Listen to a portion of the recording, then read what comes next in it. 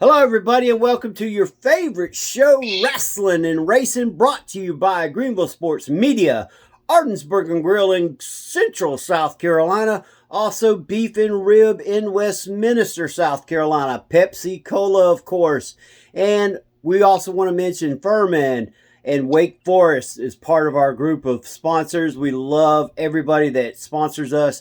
We want to thank everybody, and of course AEW, who we cover exclusively here at Greenville Sports Media. And can't talk pro wrestling and you can't talk NASCAR without the man with the plan. We're talking about Ref Brandon. Ref, how we doing? I am absolutely fantastic. How you doing? Doing great, doing great. We had a lot going on this weekend, but before we get going on that, tell us what you did this past weekend. Well, I had a wrestling show Sunday afternoon. I was at Scrappy Championship Wrestling. They run one Sunday every 2 months. And this past Sunday was a Sunday for them, so I was at Scrappy. We had 7 matches. We had 3 refs. I did 3 matches. And your old buddy Slim did 2 matches. And then we had a young guy named Al that did 2 matches. And the main event, our buddy Jacob Ashworth won the Scrappy Heavyweight Championship. You know, we're going to have to get Slim and Jacob Ashworth back on the show. We enjoyed them coming on. And I got the ref next match. All right. Well, fans, let's start it off with the NASCAR. Of course, always racing goes first. So, Ref, we're into the playoffs now. Tell us what we got. Who is our playoff contenders? Well, this past Saturday night, we had the final race of the regular season. It's funny how the final race of the regular season is Daytona when it was July 4th weekend for the longest time. Now it's the final race of the regular season, and now it's called the Coke Zero Sugar 400.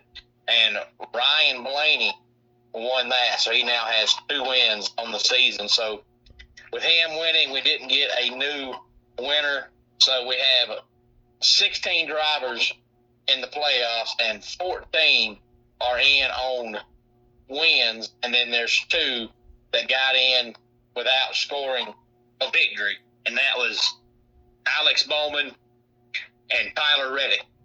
But now William Byron won the regular season championship, but Kyle Larson had more wins than him, more top 5s than him, and more top 10s than him.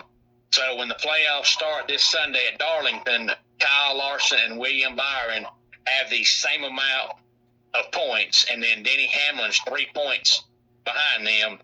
And then you got Ryan Blaney and Christopher Bell rounding out the top 5. And hard to believe that Shane Van Gisbergen will start the playoffs 6th in points. The only thing he did the whole season was win road courses. But it's good enough to be 6th in points. And then Alex Bowman is dead last. He'll start 16th. Wow. I tell you what. And something we want to bring up, and Ref, I got to give you credit for it. I didn't think it would happen, but 2 years in a row, your boy Kyle Busch is not in the playoffs. A guy who won 3 and 4 races a year is not there. Yeah, I know. And me and Jacob, speaking of Jacob, actually talked about that Sunday before the Scrappy show started, because Jacob's also a huge NASCAR fan, and he's a Kyle Larson fan. And I told him that, I'm just so disgusted with the whole Kyle Busch thing, because you can't convince me that Kyle Busch signed with the 8 team and all of a sudden can't drive anymore. But what's happened? They're not even competitive, and it's not like Kyle Busch has gotten old. And Austin Dillon right now, who actually won a couple of weeks ago, is running better than Kyle Busch is right now. I was hoping that when they fired Daniel Suarez, that he would jump in that car, because that car is more competitive than what Kyle Busch is doing right now. But by the time they had fired Suarez, he had already re-signed with Childress for another year in the 8 car.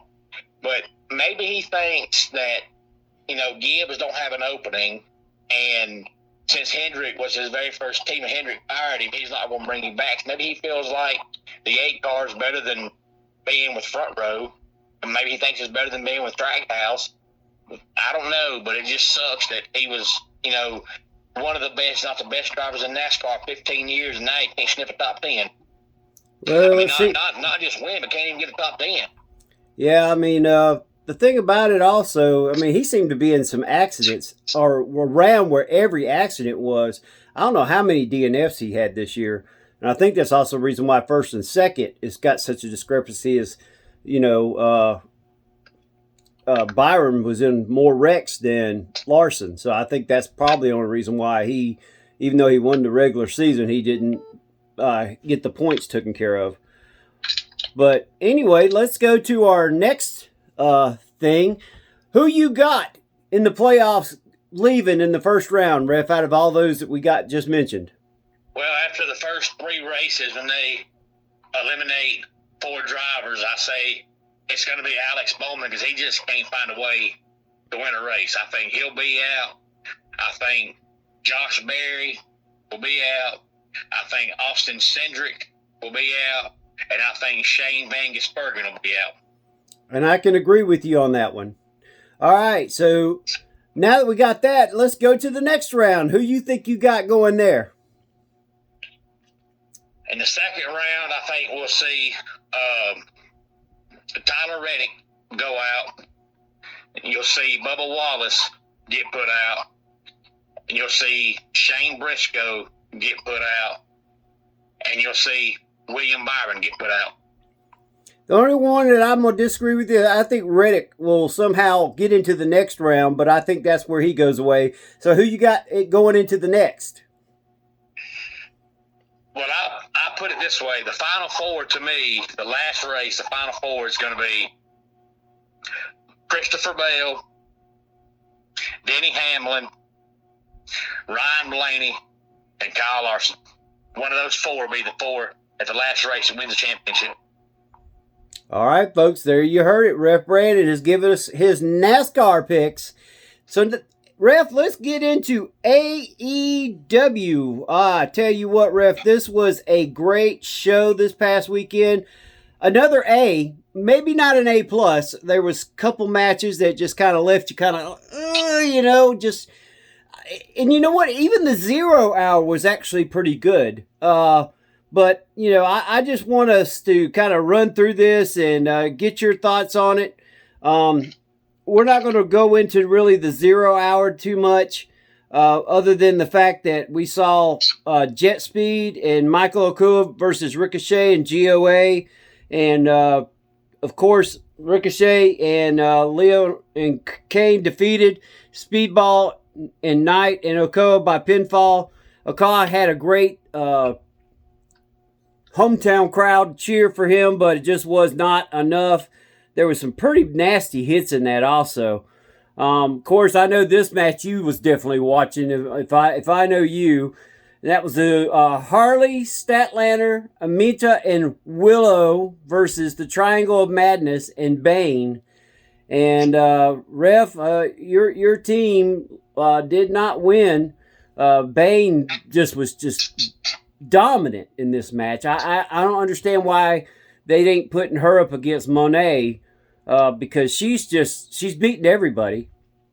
And I told my wife the other day, Jay, that I've now got a WWE TV wife, and that's Jada Parker from NXT. Uh-oh. And I've got an AEW TV wife, and that's Willow Nightingale. Yeah. Any match they're in, if I don't watch nothing else, I'll watch the match Jada Parker's in, and I'll watch the match Willow Nightingale's in. Well, I'm a big fan of Harley, and I actually like Julia Hart. I'm not a big fan of hers, but Statlander's, you know, Statlander's my favorite. But anyway, they lost the match, and then of course the one that I also thought was the best match of 0 hour, and that was the World Trios titles, the Ops taking on the Bullet Club War Dogs, and the Bullet Club War Dogs did pretty well in this match, all things considering, against the Ops. What was your thoughts? Yeah, they did. I thought it was actually a really, really, really good match, but going back to Chris Statlander for a second, to me, it almost seems like they're booking her from the female side the same way they book Lance Archer. Lance Archer, he shows up, makes some noise, and then he's gone for 2 months, 3 months. that's how it is with Statlander. She shows up and you feel like, okay, they're doing something with her, and then all of a sudden she's gone again. So I wish they would either use them all the time or just stop using them altogether, because there's no point in them showing up, wreaking havoc, and then they're gone again. And every time Statlander comes back, she looks better and better and better, and then they never do anything with her. Yeah, so they've kind of got Lance and Statlander on opposite sides, one male and one female, in the same spot. They just show up and vanish again. But I thought the Ops match was really good. Oh, yeah. And Samoa Joe just gets the biggest pops no matter where he's at. I'm surprised they haven't put something else on him. I think, honestly, I think they need to put the Ring of Honor World title on Samoa Joe. If they're not going to put the AEW World title, he needs to be the ROH World Champion. He needs to be the World Champion of one of the two. I mean, that's just my personal thoughts. I don't know about you. Yeah, I agree, but then at the same time, Tony Khan is really doing nothing with Ring of Honor, so I don't really know if it does anything for Samoa Joe to get that belt. I mean, well, they ain't got their own TV show, they ain't got their pay-per-view, so I mean, what good's it doing you?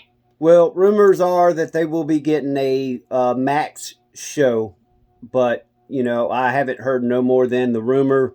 And, we can't, rumors are exactly what they are, rumors. So. Yeah, and Samoa Joe, wrestled for years in Ring of Honor, so maybe before he retires, he'll go back and, win that belt again, hopefully. Yep. All right, now we get to the first match of the night. Christian Cage and our buddy Adam Copeland reunite to take on Kill Switch and Kip Sabian. And Kip Sabian and Kill Switch, they just did not mesh in this match. I don't understand why they put the two of them together, because they just completely didn't make any really good, I don't know if it's storyline that they're going to try to pull Kill Switch from and put him back with Jungle Boy, or, waiting for Nick Wayne to get healthy again, or what. But it just seemed like if you're going to have Edge and Christian come back to a match, it should have been a lot better than what we got. Yeah, I've never honestly truly been a fan of Kip Sabian, regardless. But the Kill Switch and Kip Sabian tag team definitely is not going to work. Yeah, of course, they just did not.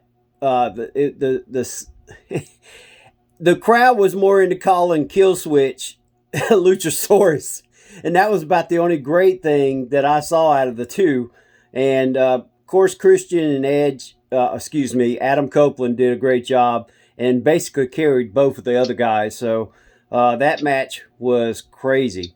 All right, we go from that match into Kyle Fletcher versus Homura. And Kyle Fletcher defeats Homura by pinfall and retains his TNT Championship. And I thought this match was excellent. I gave it an A. Yeah, I'm right there with you. A sounds good to me. All right, now we keep going, fans. We're sorry that we're going through these a little bit fast, but there was a lot of matches. Actually, there was 2 matches less than what there normally is. So apparently, Tony Khan is at least giving us 10 minutes off the show. Or 20 minutes, whichever way you want to put it. All right.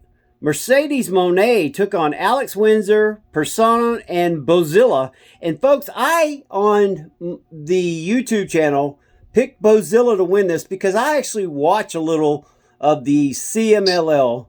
And I tell you right now, Bozilla, for a 21-year-old lady, dominated this entire match out of all of them.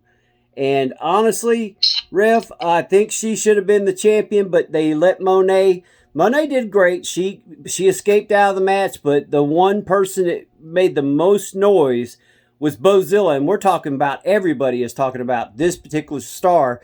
And I tell you right now, AEW better sign her, because if not, WWE is going to be after her. Yeah, she's very young, and she looks very, very, very good in the ring already to be so young. I think she's definitely got main event star written all over her. Oh, yes. I tell you what, I thought that match was really good, especially considering it was a 4-way ladies match. Normally, we don't get that in that kind of a match, but this was. All right, now let's go to the IWGP World Heavyweight Championship. Zack Sabre Jr. versus Nigel McGuinness. A-plus match, folks. This match, the two guys in the ring, Daniel Garcia did not factor into this match at all. A lot of people thought he was going to turn, he was going to do this or that. He did not factor into it. Ref, I give this match an A+. This was a great match from beginning to end. Yeah, honestly, Sunday, I don't really know if they had a match that wasn't at least a B-. There really wasn't any. I mean, Kill Switch and Kip didn't gel together. I mean, and that was obvious, but I mean, the match wasn't bad. You could just tell them as a tag team just ain't going to work, but the match wasn't bad. I don't really know if they had an actual bad match on Sunday.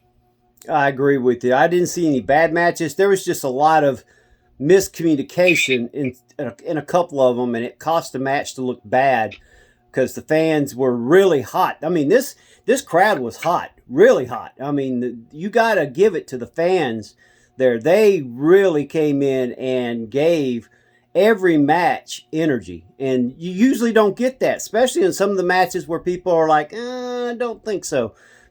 I mean, from 0 hour till the end, this crowd stayed hot, and I think that was one of the great points that you just made, is that every match they gave the crowd what they wanted, and that was their money's worth. So definitely a great match. And then we move on to the World Tag Team Championships, the Hurt Syndicate minus MVP, and Ref, that's something we'll talk about after I kind of do this, versus FTR and Brodito, which is, of course, Brody and Bodito. And Ref, when they came out, there was no MVP. There's a lot of rumors. Oh, well, MVP said that he didn't want Hurt Syndicate to lose to just anybody. And, or, you know, if he's been to Europe, they said he couldn't get into Europe, but he's been to Europe so many times and never had any trouble. So what's your thoughts on MVP, first of all, not showing up? It's kind of hard to say because you hear so many different things, but I do know that even going back to WWE days, MVP's always been hard to get along with. So him being hard to get along with is not surprising. If you recall, when he was on SmackDown years ago, he had that one long undefeated streak going, and it ended because of the fact he was hard to get along with, and that was, 15 years ago? Yep. So there's always been rumors he's hard to get along with. So him being hard to get along with is not a surprise.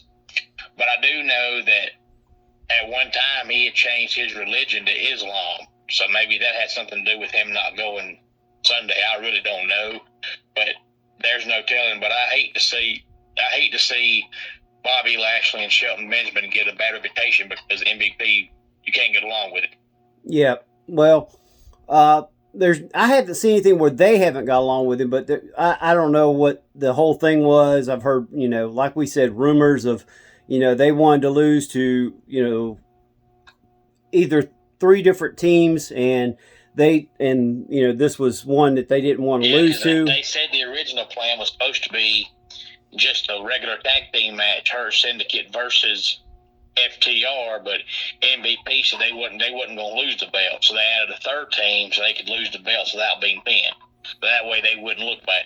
So you don't know what's true. Well, I can tell you in this match, whenever Brody King and Bobby Lashley got in a match, that's when everybody went ape crazy, because that's what everybody wanted to see. And I tell you what, they gave it to the fans. And of course, at the very end, Brody King and Bandito was able to pin Dax Hardwood and get the pin, and they are the new AEW World Tag Team Champions. And this is something I didn't know, and I researched things, but apparently I missed my research on this. I didn't know that Brodito was 10 years in the making. They've been a tag team before, and that's something that I didn't know, and it definitely makes sense. I watched the the media scrum at the end, and it was kind of neat. And of course, Tony Khan gave Bandito the shirt from his favorite soccer player that was over there in Europe at the time, and they even made his day even better. So, but I think this was good. I thought it would be FTR. I had picked FTR, so this was another one that I missed on. But I honestly, I thought this match was an A- match. That's about average, if you ask me, because a three-way tag team match, I mean, they're hard to pull off because you've got sometimes 6 guys in the ring, so you really can't do a whole lot. So, I mean, they're hard to pull off, make them look great. Yep. All right, after that, folks, we go to the Unified Championship match, Kazuchika Okada versus Swerve Strickland. And, of course, Swerve Strickland with that knee injury, and Okada used that to his advantage basically the whole match. And when it's all said and done, Okada will retain his Unified Championship, but not without the return of Warlord. What was your thoughts on Wardlaw coming back? I'm hoping he's another one kind of like Lance Archer that they've had forever, and they bring him in, and he'll win a big time match, then he loses, then he's gone again. So maybe he's back for good this time, hopefully. Well, they showed a banner of all the people that are in the Don Callis family. And one person that came down last that was left out there at the end, but came down and kind of gave a nod, but acted like he might not be a part of this is Takeshita. Tateshka. Yeah. It's amazing how many people they actually have in the Don Callis family, because you very rarely see them all together. Yeah. At one time. And then when you do, it's like, oh my gosh, he's got that many guys. Yeah, I mean, it's crazy, all the ones that are in there now. And I just got a feeling someone's either going to get fired or someone's going to turn. You can't have that kind of star power, that many star power. I mean, forget the Four Horsemen, forget DX. This is like NWO-like. Yeah. And we all saw what happened to NWO. It was good for a year or two, and after that, everybody got tired of it. All right, from there, folks, we go to the AEW Women's World Championship. Timeless Toni Storm versus Athena. This match was great. Luckily, they got all the outside people got ran off early, and was able to get the match there at the very end. And Toni Storm defeats Athena by submission, ref. And this match, I gave an A+. Yeah, A+, that's fine with me. I thought it was good. All right, well, next we go to the AEW World Championship. Hangman Adam Page versus MJF, with the stipulation the title can change hands on a disqualification, on other different things. And MJF tried everything in the book. It did not work. Hangman just seemed to constantly know his every step and turned it on him. And in the end, Hangman Adam Page gets the win over MJF. What was your thoughts on this particular match? Well, I'm glad Hangman won, because I'm not a huge Hangman fan, but I was so scared they were going to take the belt off him already and give it to MJF. Yep. But I also kind of thought that with Athena and MJF both using their casino gauntlet cash in, that one of them would have walked out with the championship. So when Athena lost, I was like, okay, MJF's winning, because it's odd to see both of them the same night use their casino gauntlet cash in and both of them lose. Yep. And then, ref, of course, that match I gave an A+ also. We go to the last match of the night, and this cage was just huge. It didn't have a lid on it, folks, but it was huge. And we're talking about the lights out steel cage match, Team Ospreay versus the Death Riders and the Young Bucks. This match went just about like you would expect a lights out match, non-sanctioned, everything. But when the end of the match came, it was Ospreay, Tanahashi, Omega, Ibishi and Darby Allin defeating the Death Riders and the Young Bucks, this match was an A+ for a cage match. I think the cameras were in the right spots to catch the right things. Daniel Bryan on commentary, and it just really created a great match. But the thing that everybody was talking about was afterwards. Somehow, any other time you would climb the steel cage to help out a friend. Well, Ospreay got caught in the ring by himself because the others had left, and then the Death Riders and the Young Bucks put a hurting on him, and basically made it to where they could ride him off TV for a while. So, what is your thoughts on this one, Ref? Well, Will Ospreay is claiming he has to have surgery. He says he may have to cut out all the high-flying stuff, so we may see a whole different Will Ospreay if and when he does come back. But the good news is he did say that even people in WWE reached out to him, wishing him good luck on his surgery, I think that's fantastic. But the only bad part about the cage match, and maybe I'm an old fuddy-duddy when it comes to wrestling, but that gummy bear spot was just flat out stupid. That was absolutely ignorant. But outside of that, I thought the match was fantastic. I know to a lot of new school wrestling fans, stuff like that, it's funny. To me, it's stupid. It's pointless. It's not funny. It ain't cute. But outside of that, the match was fantastic. Yep, I agree with you wholeheartedly. Well, Ref, I know we still got SmackDown coming up this week. What is your thoughts on the match coming up this weekend with WWE in Paris? Well, usually when they go overseas, whether it's London, Saudi Arabia, anywhere, it's always a really good show. So I don't expect anything different this Sunday. I think there'll be something that we don't see coming end up happening.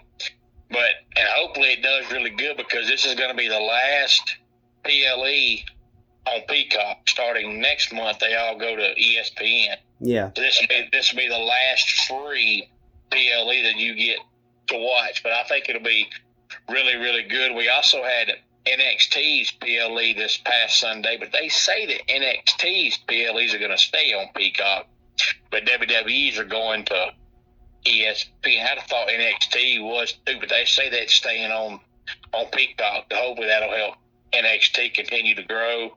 But I think this Sunday will be really, really good. All right.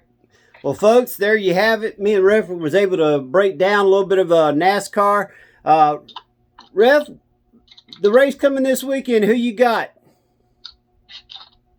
Let me go with Christopher Bell. All right. Give me Tyler Reddick. I'll go with Bell.